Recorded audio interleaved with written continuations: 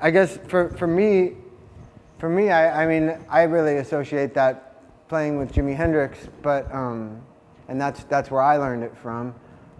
When I was a little kid and I heard Little Wing, I remember going to some like in Florida at the summer. I went to some Indian get-together picnic. They had like an Indian band. It was on an Indian reservation, and the band there played Little Wing, and I remember I thought about it a lot, and I decided that nobody could possibly know how to play Little Wing. Like I felt like that it's in the category of impossible to play. And I saw this guy play it, and I just couldn't believe my eyes. Like this guitar player up there was playing it, and I really felt like he was doing the impossible. So that kind of playing, it took me a while because it exists on so many levels. You've got the chord being played, and then you've got a sort of a lead part going on top of it, and then you also get on top of the lead part these extra strings that are being barred that are on the high strings. It ends up sounding, to the ear of somebody who doesn't know how to play guitar, or somebody who's at a beginning stage, it really sounds like it's like 3 guitars at once. And that was why Little Wing really had me confused, because I thought, how could that be one guitar? It sounds like 3 guitars, But I guess that where Jimmy was getting that style from was Curtis Mayfield. It was from what I understand, the originator of that style of rhythm guitar playing. And so, his work in the Impressions and all his great solo records and everything, it was real innovative stuff, and I know it was a big influence on Jimi Hendrix's playing. Yeah, I mean, for me, I think using my thumb definitely has a lot to do with the way it sounds when I do it, because it gives my fingers a lot more freedom. For me, like, I could never play this chord that way. It would be too limiting for me. There's only so much you can do from there, and when your thumb's taking care of that, you have a lot of freedom here, and so that. For me, that's a big part of playing in that style, like especially on Danny California, where that thumb is reaching those notes, it's like it just couldn't be done if you tried to do it this way, And so that's a big part of it. But as far as hitting it, I guess it just comes from years of doing it. It's not something that I've ever really thought about that much. I know the ability to block the strings that you don't want to be using with this hand rather than not picking them. I tend to pick all the strings, and if I don't want a certain note to ring through, I'll lift my finger up on it without lifting up all the way. And that's just something that it's second nature to me now, but I guess to somebody who's in their first couple of years of playing, it's really a good thing to start thinking about is getting in the habit of picking all the strings. That way you can get really the real rhythmic kind of attack, and then with this hand, if you want to play the note that you would normally be just picking by itself, you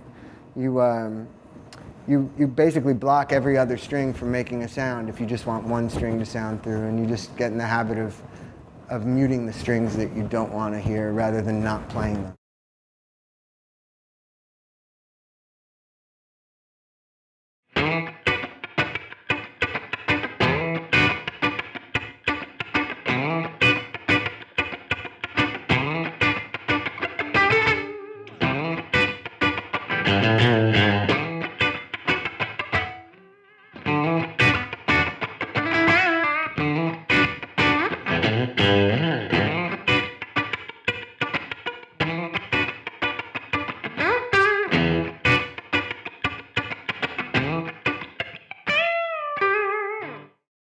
That's like just barely pressing down on the strings, to get the real percussive, funky sound. That was the original idea with the James Brown stuff, I guess, was to make the guitar more like a percussion instrument rather than like a guitar. So it's basically just not holding, just barely pressing down, kind of making it so it just makes more of a percussive noise. So you just don't press down all the way. For me, that kind of playing has everything to do with just making sure that your right hand can just be really precise with stuff like that and just be really deep in the groove.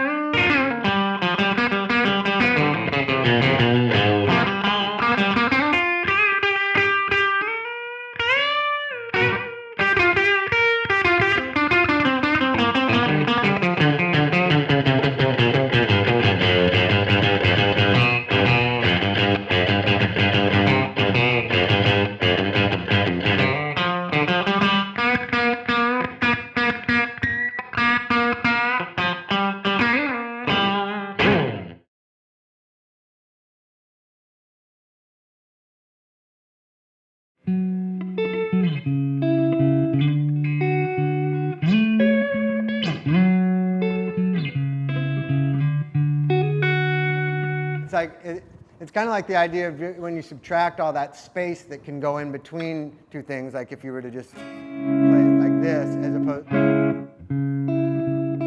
it just creates this dimension to it, because then you've got a high thing and a low thing, and it's basically like two things rather than just playing a chord, which makes it just like one thing. So it was a good way to play acoustic guitar and to be able to kind of improvise with myself, because I could kind of send my head in two directions at once, you know? Like an example of like improvising with that kind of thing, what you can get into, like,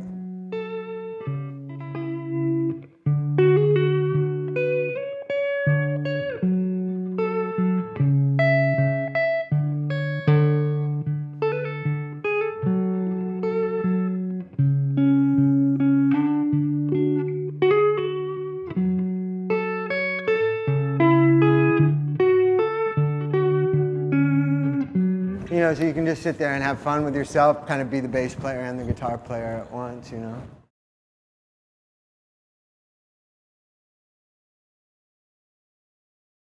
Well, you can't forget that it's all about playing music. It's not about what you can show people that you can do with a piece of wood in your hands that had strings on it. Like the idea is to make sounds that are good, and in music, that's really so much about the relationships between the different things. So like for me, like if I'm sitting at home studying a particular guitar solo, it's not enough for me to just learn the solo. I have to make sure I understand the relationship between the notes that the lead player is playing and the chords that are being played behind it, or the bass line that's being played behind it. And I think that the fact that I take that approach to it comes out a lot in my soloing, because I'm often really absorbed in what the bass and the drums are doing, and I'm really thinking about trying to create dimension and relationship to that. You know, I'm not thinking in terms of just, oh good, they're giving me a blank canvas, now I can go crazy over it. Like it's more like constant interaction with the other people playing, and you know, it's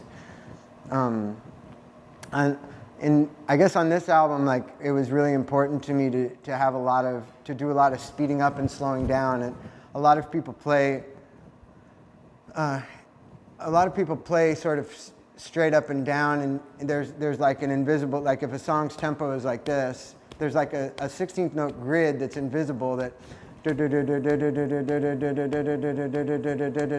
and usually, like, in general, people play with a strict adherence to that, even if they're people who don't know anything about music. Sometimes, especially if they're people who don't know anything about the technical side of music, they stick to that thing like they're in jail, you know? They don't go outside of it. They don't play slower than that. They don't play faster than that. They don't speed up and slow down. They play a series of notes, all of which more or less fall into that, onto one of those 16th notes. They could be playing slow, but it's dun, dun, dun, dun, dun, dun, dun, dun, dun, dun, dun, dun, dun, dun, you know.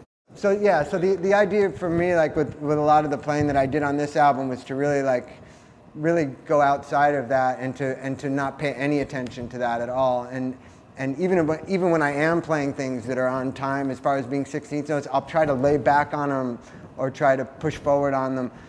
And if I'm doubling a guitar, I don't try to double it exactly. I like to have, like on that thing on Danny California where it's going.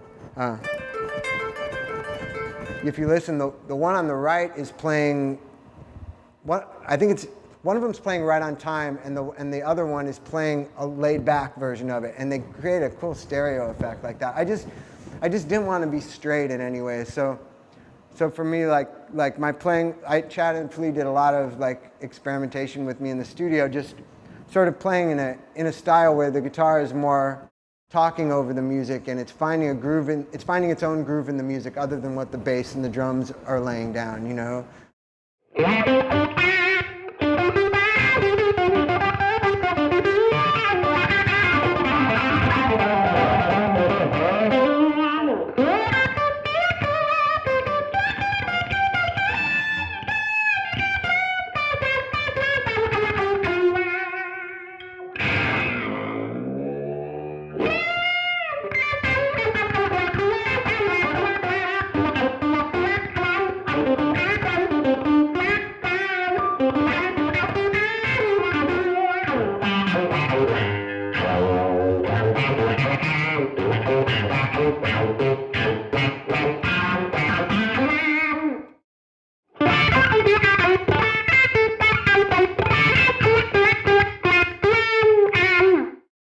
Like making sure you're just stretching time out and making time go faster, making time go slower, just playing games with it all the time and just trying to like twist everything around and